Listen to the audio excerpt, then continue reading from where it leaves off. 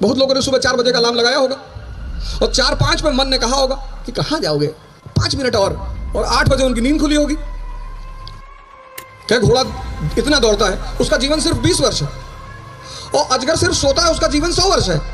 मैं 4 लाइन कहूंगा बस, और उस 4 लाइन में सूत्र भी है उन्नति के, उत्थान के, उच्चतम स्तर पर पहुंचने के। आप सभी जितने लोग यहां बैठे हैं, सबकी अपनी महत्वाकांक्षा है, किसकी नहीं है। यहीं से यह कविता शुरू होती है।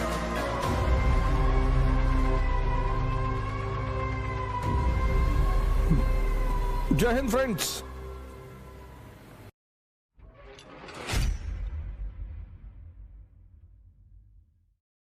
रामधारी सिंह दिनकर और निराला जी और ऐसे बहुत सारे भारत के कवि जिन्होंने हमेशा समाज को आईना दिखाने का काम किया, उसमें से रश्मिरथ मुझे बहुत ज़्यादा पसंद है, बहुत। और मैं यहाँ बैठे समस्त जो मेरे मित्रगण हैं, मैं उनसे निवेदन करूंगा कि आप रश्मिरथ जरूर पढ़ें। आदरणीय मुख्यमंत्री जी के सम्मान में मैं 4 लाइन कहूंगा बस, और उस 4 लाइन में सूत्र भी हैं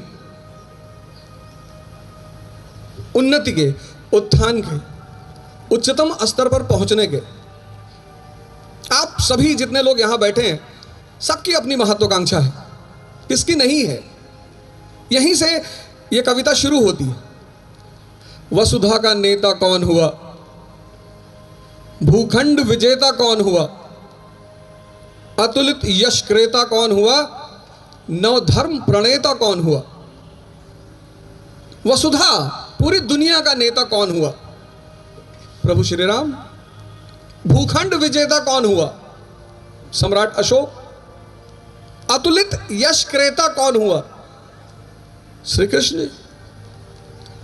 नवधर्म प्रणेता कौन हुआ, भगवान बुद्ध। कौन हुआ मतलब वो कवि कह रहा है कि कौन लोग ये सब हुए, ऐसा क्या चरित्र है उस व्यक्ति का, क्या नेचर है उस व्यक्ति का जो वसुधा का नेता हुआ, भूखंड का विजेता हुआ। तो अगली लाइन में उसको एक्सप्लेन करते हैं, जीवन में जिसने आराम का त्याग किया और विघ्नों में भी काम किया। महत्वाकांक्षा के साथ जो चीज चलती है,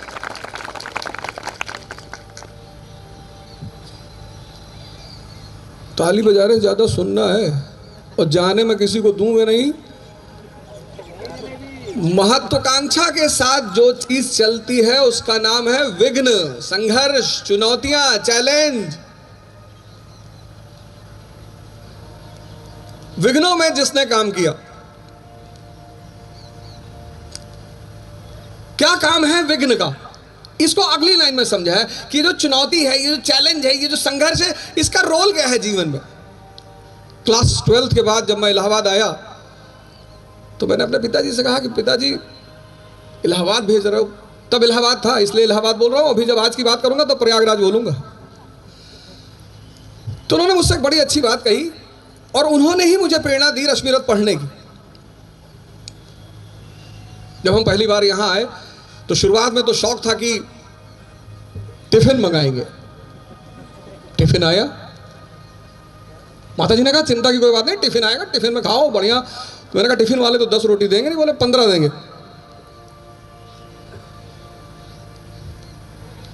टिफिन आई पहले दिन,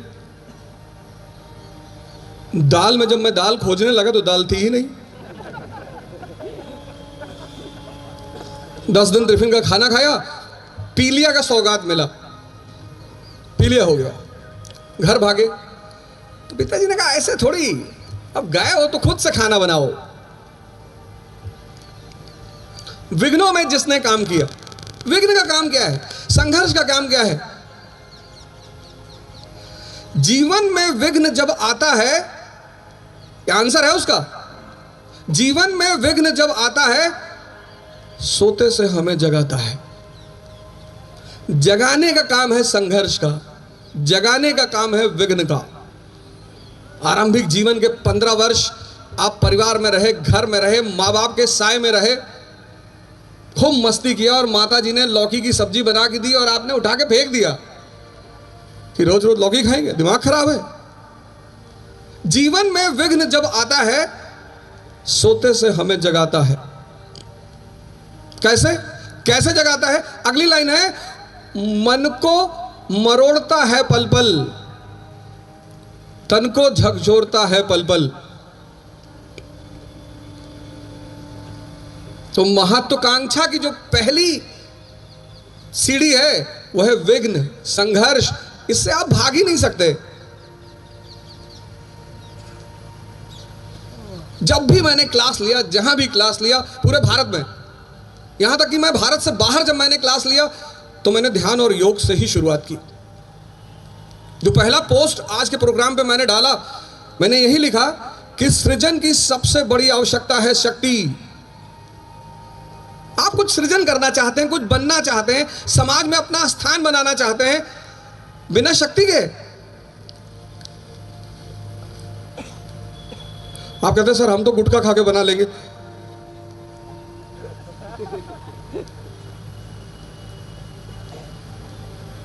बिना शक्ति के सृजन नहीं हो सकता, सिद्धांत है ये। शक्ति आएगी कहां से? कौन सी शक्ति? पूजनीय महाराज जी ने आपको पहला महायोग कराया, अद्भुत योग, अद्भुत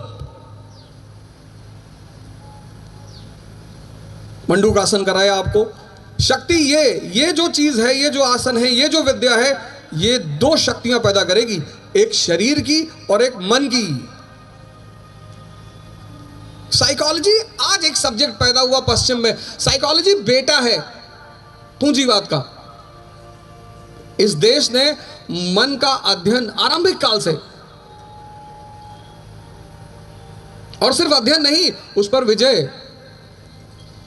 जीवन में विघ्न जब आता है सोने से हमें जगाता है, मन को मरोड़ता है पल पल। देखो तैयारी कर रहे हो आईएएस की, मन को मरोड़ता है पल पल कि कहां पढ़ रहे हो, सबका थोड़ी होता है। मन बड़ा प्यारा इंस्ट्रूमेंट है शरीर के अंदर, कुछ भी तर्क दे देगा, कुछ भी। बहुत सारे लोगों ने वादा किया हम आएंगे, लेकिन शायद मन ने नहीं आने दिया। किसी साहब ने मुझसे कहा कि आप योग ध्यान वगैरह की बात करते हैं। मैंने कहा हाँ। क्या घोड़ा इतना दौड़ता है, उसका जीवन सिर्फ 20 वर्ष है, और अजगर सिर्फ सोता है, उसका जीवन 100 वर्ष है। मन, क्योंकि मन के तर्क बड़े प्यारे, बड़े विचित्र। बहुत लोगों ने सुबह 4 बजे का अलार्म लगाया होगा और 4-5 पे मन ने कहा होगा कि कहां जाओगे? अच्छा जाओगे 5 मिनट और 8 बजे उनकी नींद खुली होगी। पश्चाताप करेंगे, अभी मैसेज भेजेंगे, सर माफी चाहते हैं, सर गलती हो गई, सर पैर में बहुत दर्द हो रहा था सर,